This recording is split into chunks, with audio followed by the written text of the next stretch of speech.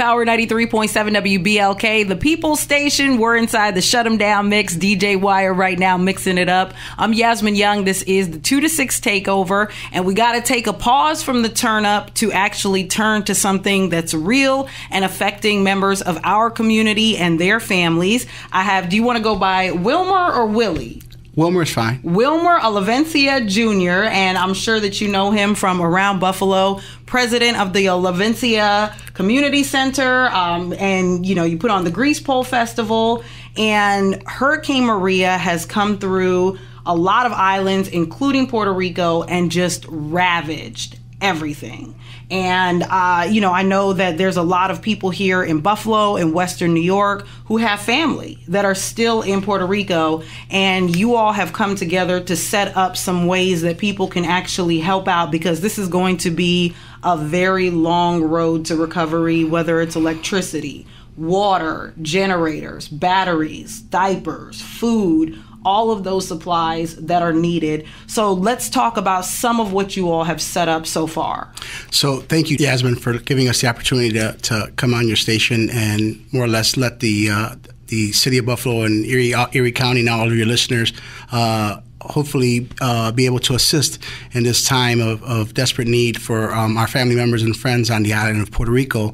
As everyone watches the media, they hear the devastation that the island has encountered over the last couple of days, and the biggest fear to the residents here in the city of Buffalo is, are my family members okay? Absolutely. Is there a way that we could communicate to put us at ease, to let us know, yes, they're okay. We understand that there's no power. We understand that there's, water is limited. But the fear of not knowing, are they alive? Are they okay? Is the biggest issue that I think that we have to overcome here. So the community leaders here in the city of Buffalo, had to come together, and we mobilized, I would say, within a 12-hour period, meeting for the last 3.5 days, day and night, trying to figure out, without having any communication to the governor's office out over there or to anyone, how can we assist? How can we help out?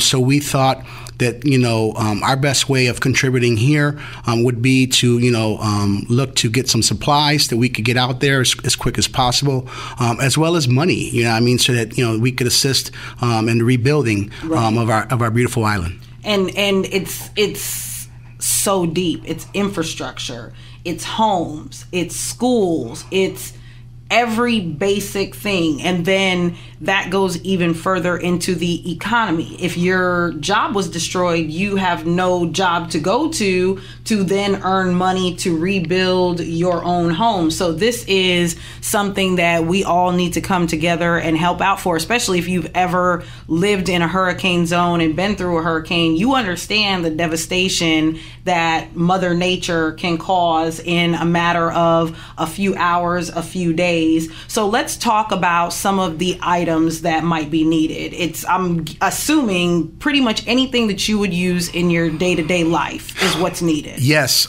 So I would say unequivocally, the biggest resource there that they're going to be lacking is water. So if any of your listeners could assist with water, we have drop-off points throughout the city that I'll go over in a few minutes. But basically, water is our biggest commodity that they're going to be lacking.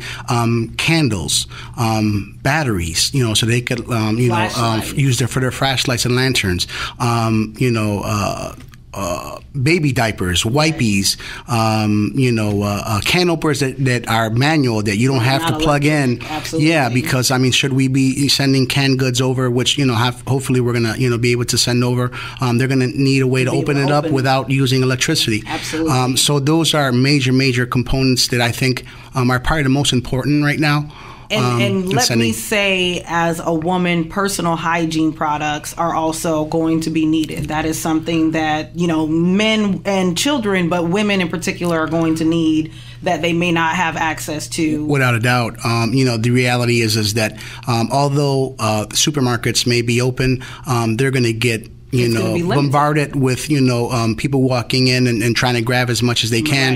Right. Not to mention, trees that are blocking the roads and light poles. So although they may have some supermarkets and stores there that could possibly assist them, the lack of transportation or having the accessibility to get to them is going to be a major issue. So, in watching, the news, day and night, you see that the governor of the state of New York, is flying out there to see how he could assist. We have, the military going out there to see how they could assist.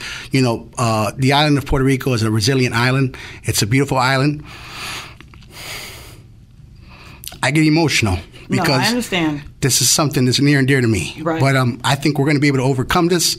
I think that the city of Buffalo is a city of good neighbors, and they're going to help out, and we're going to make our difference, and we're going to help our people out there in the island of Puerto Rico. Absolutely. And talk about some of those drop-off locations where people can bring water, they can bring those supplies, and then we'll talk about the M&T bank account that you have and the GoFundMe page and where they can actually donate money. Sure. So, the mayor of Buffalo has opened up City Hall to use as a drop-off location. Our Erie County executive has been awesome in opening up all of the county buildings as well as Erie Community College to utilize as drop-off locations.